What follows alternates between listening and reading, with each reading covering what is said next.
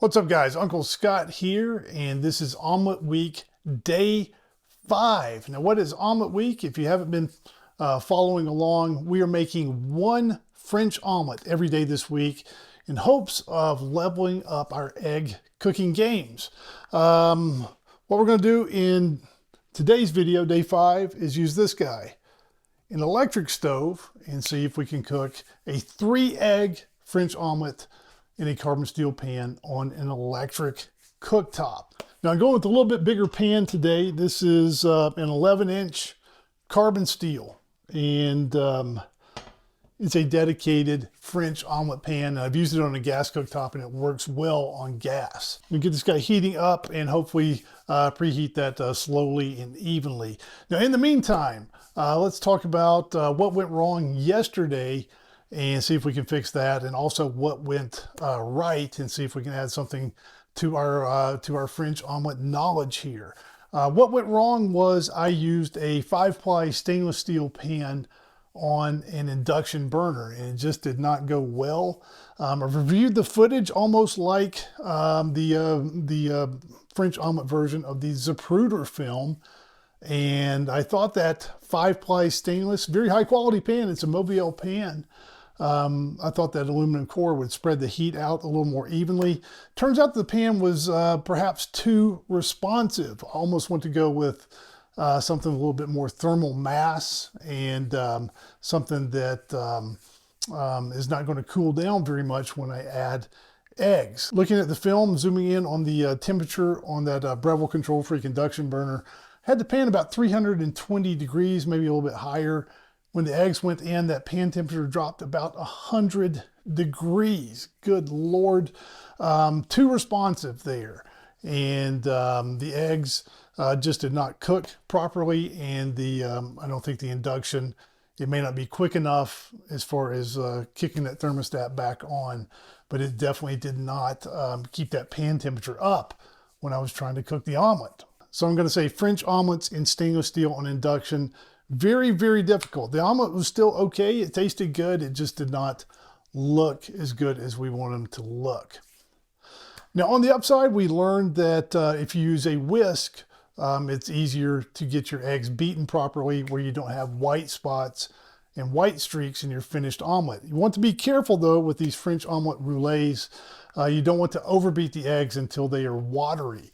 So just be careful that you don't overbeat with a whisk. Also, a couple of omelets that were sent in by, again, Swine Spectator and Don. And I want to give these guys great shout outs here. Swines, this omelet, he used Real Deal Chervil, and that thing is looking very, very nice. And Don kind of exemplifies what I hope to accomplish with everybody with Omelette Week. Is his first one started out a little shaky. He sent in pictures 3 days in a row. First one a little shaky.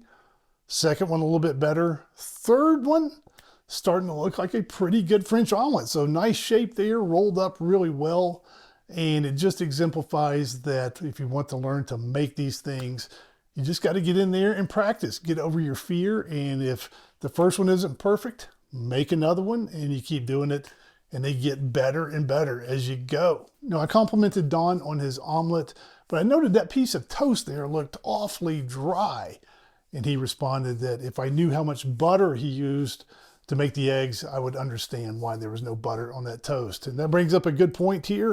If you are afraid of lots of butter, maybe French omelets aren't the dish for you. As a matter of fact, here is the amount of butter I'm using today. Actually, what I did here was take this butter and turn it into clarified butter.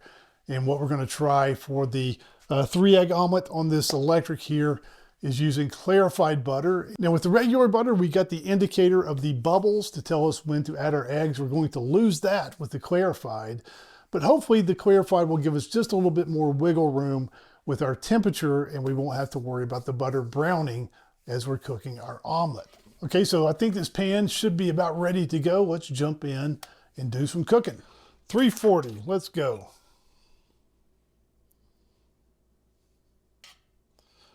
And we don't get the bubbling with the clarified butter.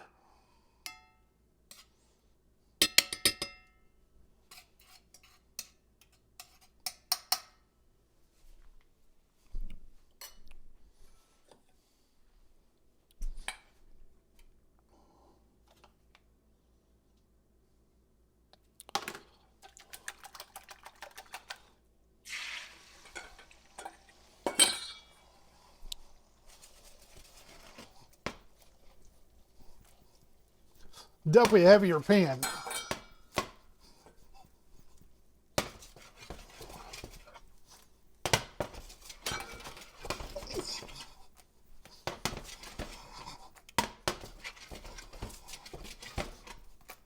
Oh.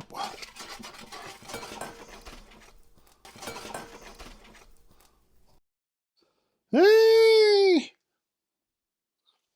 Difficult.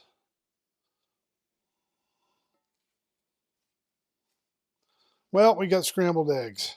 So whose stupid idea was omelet week? Good Lord, that was an absolute disaster. And what I think I'm going to do, I cannot rest on an omelet like that. So we're supposed to be making one per day. I'm bringing this guy in. We're going to make a second one here and see if we can fix that, or I won't sleep tonight. The problem here, a couple of problems. Once I started shaking the omelet, I quickly realized, even though I am massively powerful, this is actually a very heavy pan and it was tough to flip. So this thing is, I think, right around 6 pounds. So a very tough pan to do any flipping in. Also, I should have touched up my seasoning in the middle of this pan. Even though this is an omelet pan, I cooked a steak in this guy, and that may have been a mistake, I guess I would say. I should have touched up my seasoning there as well. An unmitigated disaster. And I essentially ended up with scrambled eggs. So not a complete loss, but we cannot rest with that. So what I'm bringing in here is this guy. This is my 9.5-inch carbon steel omelet pan. And this guy, if you've been around the channel for a while, you know this is my favorite pan in the entire world. Don't let me down, baby. Don't let me down. So let's see if we can fix everything here. Going back down to 2 eggs, and I am going to use the clarified butter. And again, we don't get the indicator with this clarified butter. So I'm going to give this a good 10 seconds. 1, 2, 3, 4, 5, 6, 7, 8, 9, 10.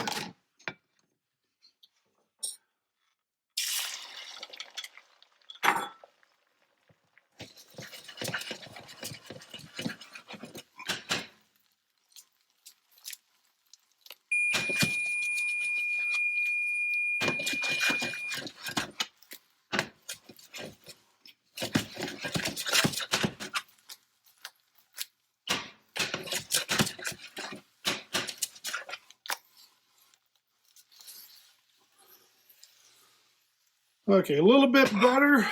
Let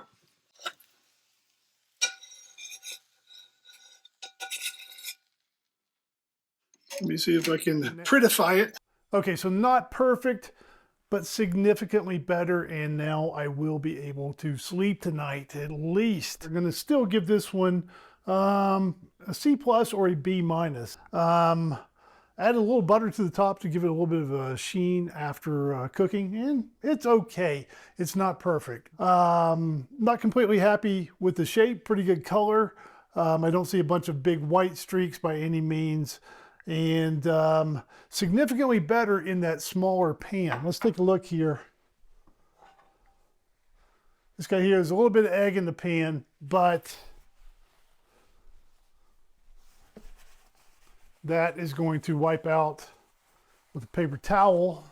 If there's a little bit of residue left on the pan, what you can do is use some coarse salt. Get some salt in there and rub that around with a paper towel and get any remaining gunk off. This one, oh Lord, this may require a good scrub and a touch-up seasoning. So what did we learn today? The first thing we learned is that you need to use the right size pan and right number of eggs for your particular cooktop, not only, but also your particular ability to flip and move a heavy pan. And I bit off a little bit more than I could chew this time on that heavier 11-inch pan. The 9.5 though worked just fine. Second thing we learned is that it's a little bit more difficult, believe it or not, to use the clarified butter, simply because we don't get those indicators of the bubbling. With the regular butter, the bubbling lets you know once that bubbling abates, that's a good time to add your eggs. You don't get that indicator with the clarified. Now, as far as the electric, I think it worked better than the induction. However, it's still not as easy as gas. So of the 3 cooktops we have tried so far, gas, electric, and induction, I would rank them that way. Gas number 1, electric 2, and induction number 3 in terms of ease of making a French omelet. And the whole problem here with the electric and the induction is just they are flat tops. And I think the problem is on these flat tops, you just do not get as even good heating up the sides of the pan. And for the French omelet roulets where you're shaking and then flipping and then turning the pan up, that's actually a big deal. You need some heat over here.